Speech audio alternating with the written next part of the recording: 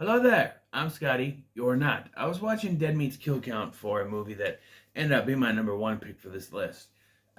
Because I was looking at the ending of the film and I was like, man, that's just a bad ending, and it's a good movie. So I started thinking, what are my least favorite, my picks for the top 10 worst horror movie endings? And so I got a pretty good uh, list here. Originally, it was going to be top 10 horror movies ruined by the ending, but there are a lot of movies here that aren't really that good horror movies. So I hate registers clicking again. I just went with my least favorite, my top 10 worst. Scotty's top 10 worst horror movie endings. I have three honorable mentions. Uh, So, first honorable mention is The Fog, the remake of The Fog.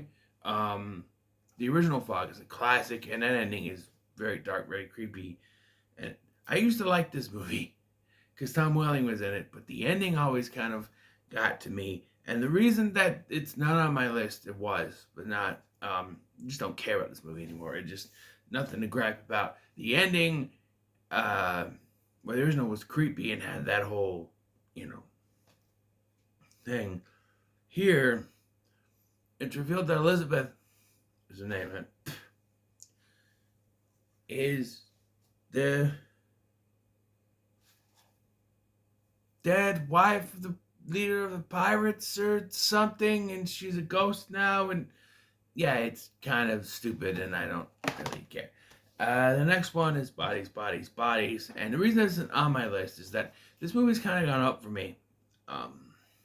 Now I realized it was supposed to be satire, supposed to be a horror comedy, and so it kind of went up for me. But the ending to me is still kind of stupid, as these people are all fighting each other, thinking one of them's a killer, and it just Pete Davidson accidentally slit his throat. Which, to be honest, it's Pete Davidson, so you could see him doing something like that.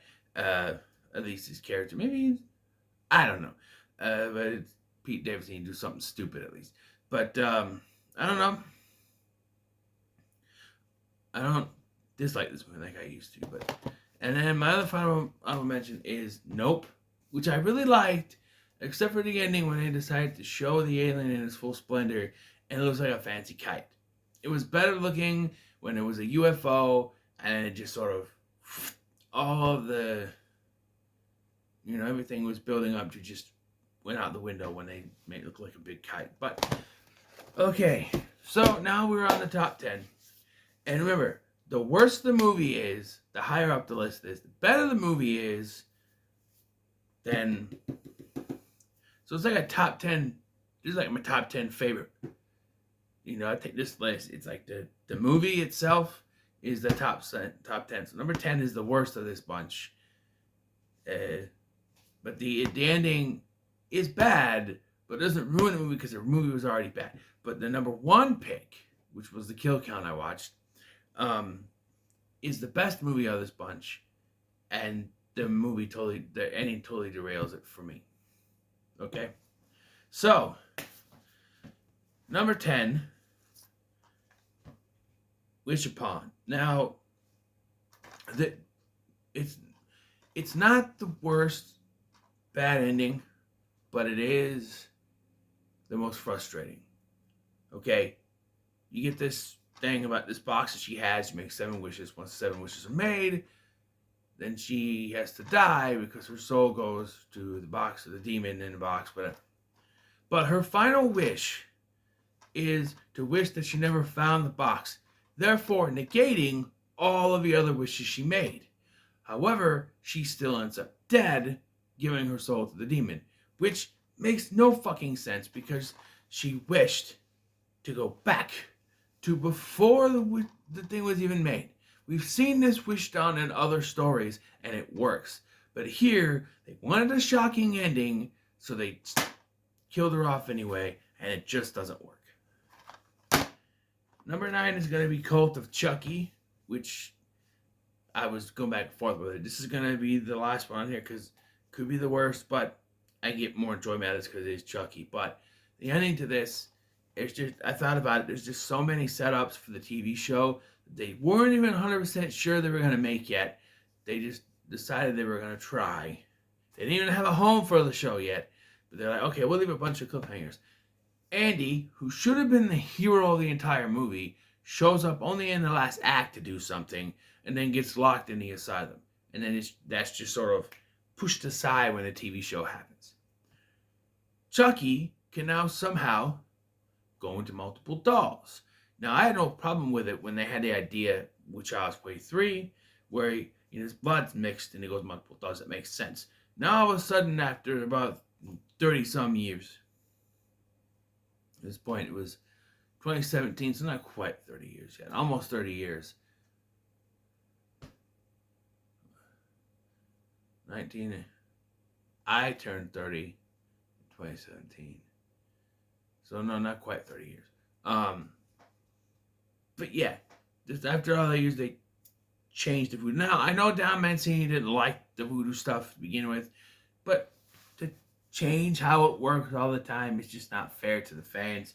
And that just, and now he's in Nika's body and she can somehow walk, which is still confusing to me. And then what happened to that Nicholas thing? Who said they had to change bodies, even though, I don't know. There's just so many things going on with that. Number 8 is The Gallows. Now, you watch The Gallows, it's your stereotypical found footage film until the ending.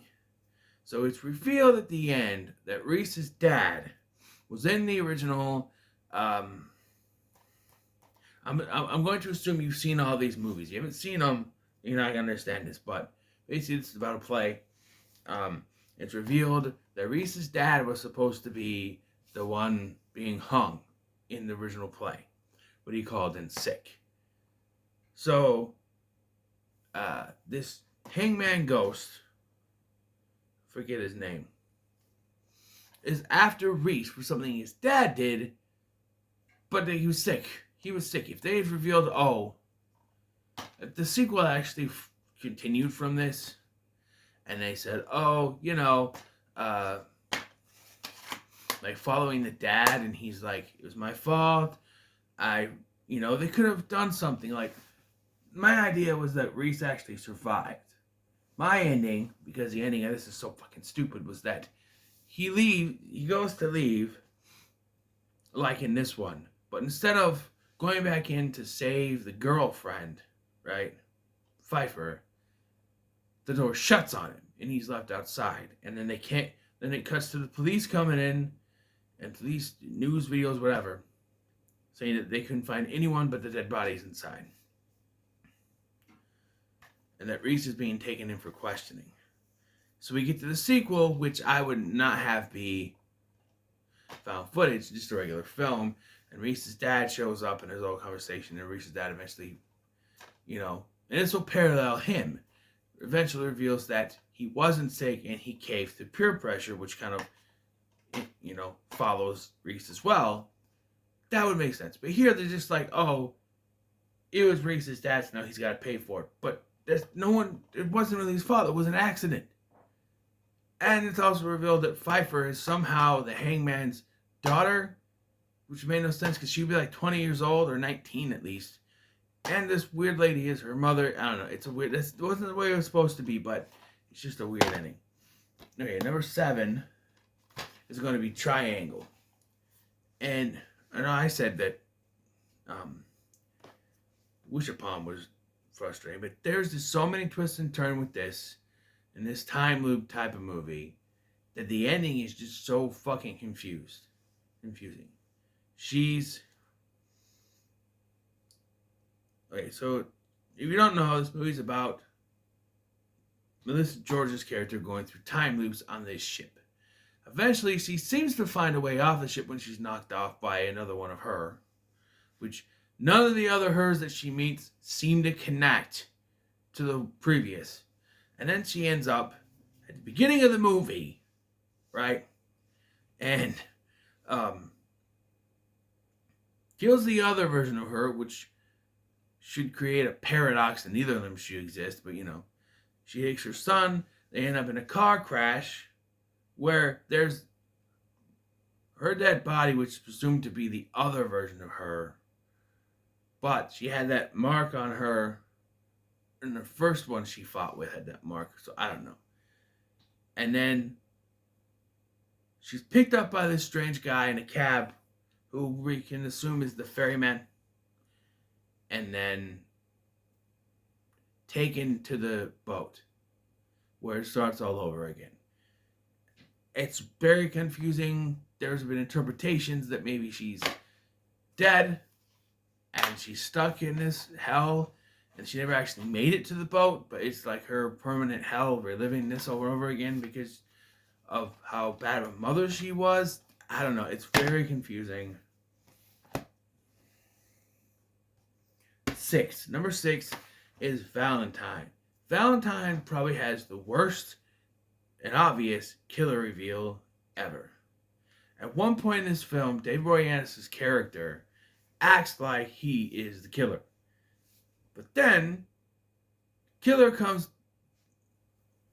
down the stairs, there's a fight, and the killer is supposedly killed, only revealed to be Dorothy, and then it's revealed that it's David Boreanaz, but only to us, as his nose bleeds, but it's falling on her, so she really feel it. But, yeah, and then that's the end of the movie.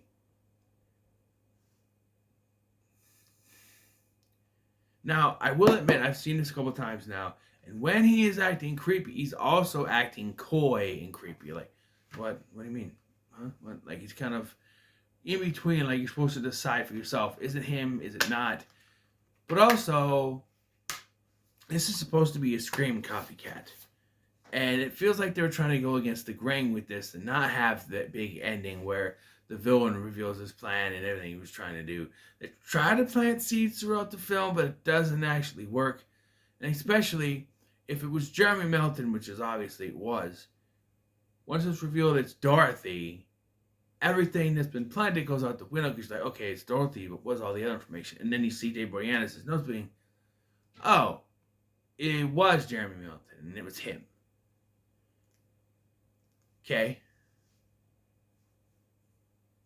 Right? And we're getting to the better ones now. These last 4 are actually pretty good movies, in my opinion. But number 5 is Happy Birthday to Me. And quite simply, this movie is a mindfuck, really. There's a lot of stuff going on, and halfway through the film, it's revealed that our main character, Virginia, is the killer. Killing people. We see her stab the guy. It's revealed she's the killer. And I remember watching this going, whoa. Just randomly, we're going to reveal it's her? Okay. And originally, it was supposed to be. And there are hints to that. That she had the brain surgery and it messed with her head. And now she's gone nuts. That's what it was. But apparently the producers didn't particularly care for that. So they created a illegitimate sister. And it was the mother's baby. Like, Virginia's mom had an affair with this person's dad. And she's the product. Usually the dad should have the secret, not the mom. It's always confusing because the mom would know that it happened. And then I don't know, it's very confusing. But otherwise, it's not that bad of a film.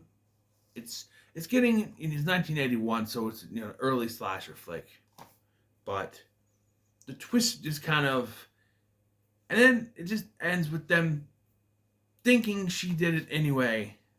Like her dad shows up and thinks she did it anyway, so why couldn't she? And come to think of it, you don't really see the sister's body there. At least I don't think. Or if she's there, it could be her friend. Could be that she used the original ending but tacked on the stuff in the middle. I don't know. It's always very confusing to me, but I do kind of like the movie. Number 4 is Don't Hang Up. Now, don't hate on me for liking this. I actually think it's not bad. The acting is pretty good. There's some suspenseful stuff. But the ending always left much desired to me because I was into it. When I watched the movie, I'm into it until the ending.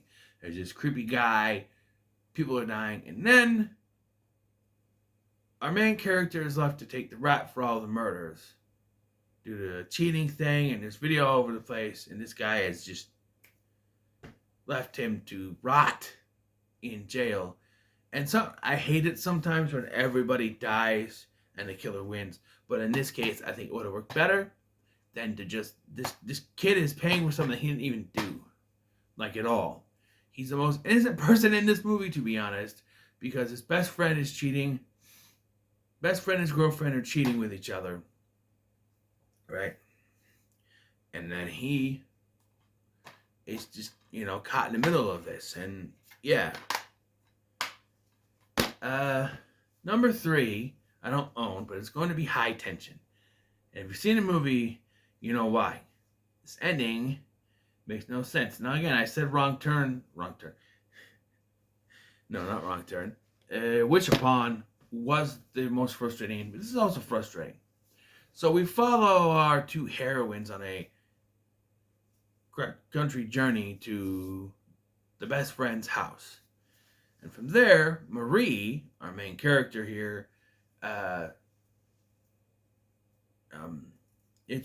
is a killer we are following, and this killer shows up at Marie's friend's house and starts killing the parents and kidnaps her friend. So she goes on this journey to save her friend.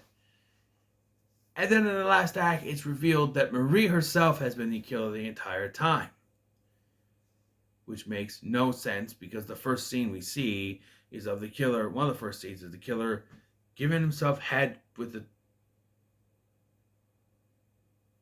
decapitated head, which makes no sense. And even if you go the route of it's an unreliable narrator because Marie's the one that is narrating this, why would she add that in there? And I've heard some people defend, well, it's part of her dream. No, because she wakes up and then we see this scene. So, and there's some other things, the inconsistencies that just don't make sense. And if she's an unreliable narrator, why do we then find out it is her? Why is it? Because we follow her and the killer, and this one the same, but then it cuts to the gas station where the cops finding her. That's the only scene where we're not following her. So it was unreliable narrator situation. Why do we see that scene? Why does she throw that in? Why does she reveal? It's just confusing. It's very confusing. I don't know. It might be studio mandated. I don't know. But, yeah. Number 2. The original My Bloody Valentine. Now, I wasn't very happy with the ending to the remake. Having seen the original, kind of makes so much sense. The whole living inside Tom thing is confusing. Alternate personalities do exist, and there is trauma. Trauma created alternate personalities. Not really Harry Warden. It's just an alternate personality created in his head. Dissociative identity disorder. It's a thing. So that's what happened. It's not the real Harry Warden. It's just a second identity created by the stress. This, however, is Axel, and there was no lead up to this, and then it's just explained in a flash, only to us, that Harry Warden killed Axel's father while Axel was underneath the bed. And that's what caused the trauma and caused him to go killing everybody when the mines are reopening. And yeah, that's just...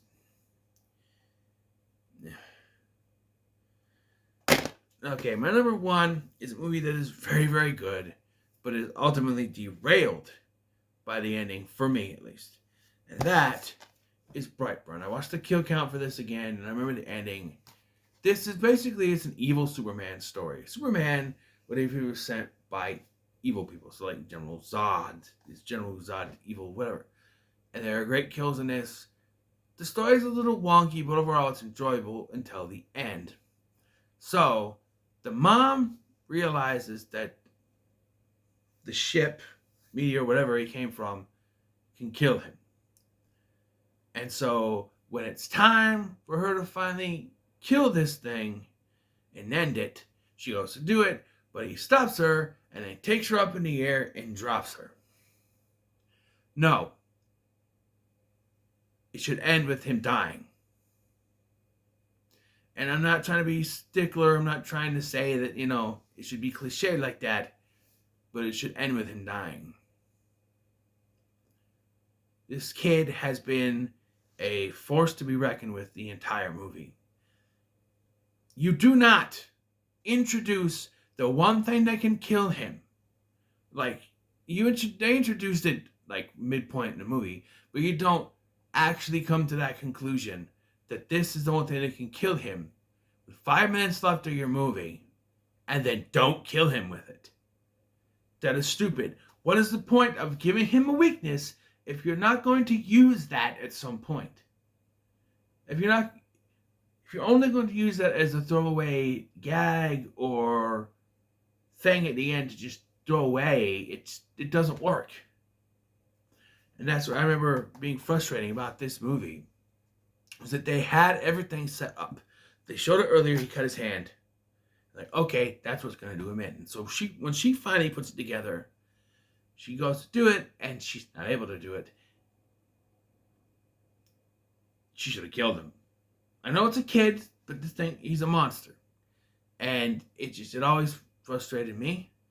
And, I forgot about it. I let it go. I let this go. Until I watched the kill count.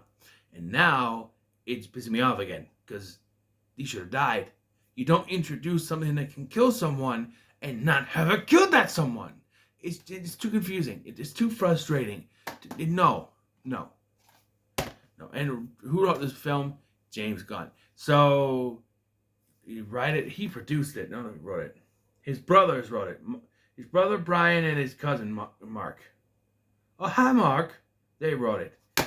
Yeah, you fumbled the ending there, guys. But, in their defense, the rest of the movie is actually pretty good. So, I think I gave it a pretty good when I reviewed it. I don't remember.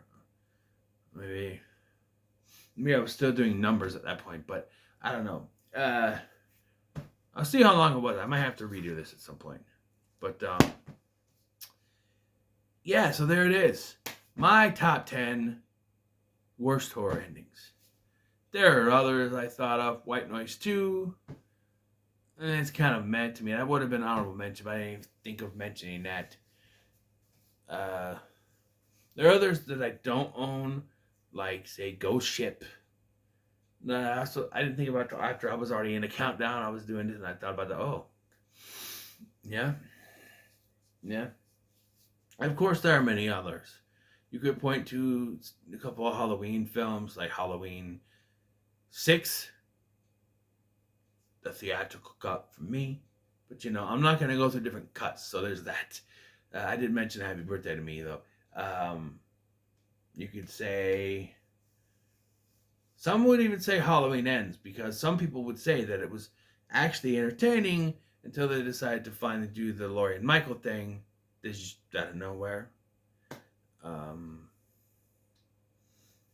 Some could say, like, Friday the 13th, Part 5, where they just reveal that it's Roy, and then Tommy goes evil, only to not be evil. Or how about the end of Nightmare on Elm Street 5, where Freddy is, like, beamed into his mom's stomach.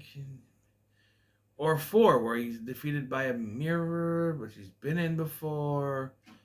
Freddy's Dead is a good bad ending, because it's basically the same thing we've seen before, and then with Freddy's Dead. So you can go through a bunch of other ones, but personally, these are the ones that got me, because I enjoy those other movies to an extent. Ghost Ship is probably the exception, but it's fine. Yeah, so let me know in the comments below your top 5 worst horror movie endings. Just do that. No one ever does anything in the comments anyway. They'll leave a random comment, but just let me know in your and there's no time limit. Just let me know whenever your worst or least favorite horror movie endings in the comments. But thank you for watching. I've been Scotty, and I'll see you in the next one.